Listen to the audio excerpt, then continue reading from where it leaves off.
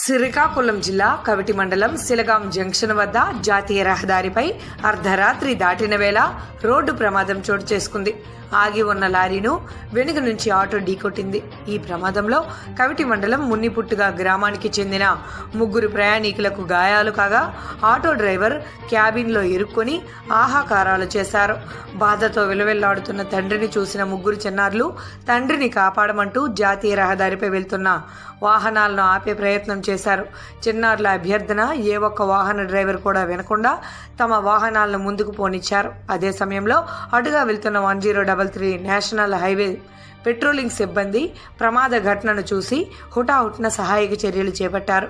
విషయం తెలుసుకున్న national highway ambulance సిబ్బంది పోలీసులు ఘటనా స్థలానికి చేరుకుని అతి కష్టంగా క్యాబిన్లో ఇరుక్కున్న డ్రైవర్ను బయటకు తీసి చికిత్స నిమిత్తం సోంపేట ప్రభుత్వ ఆసుపత్రికి తరలించారు.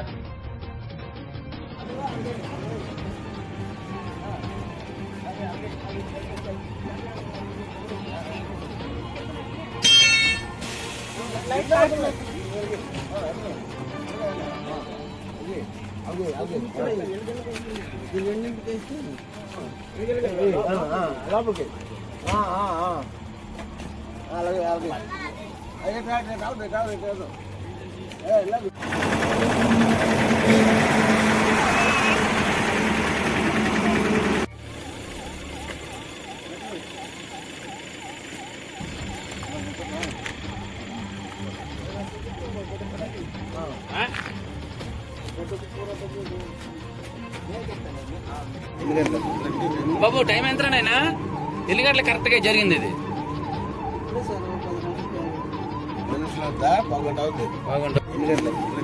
బాబు టైం ఎంతనైనా ఎల్లిగడ్ల కరెక్ట్ గా జరిగింది. వీడియోల కోసం పబ్లిక్ వెబ్ యాప్ డౌన్లోడ్ చేసుకోండి.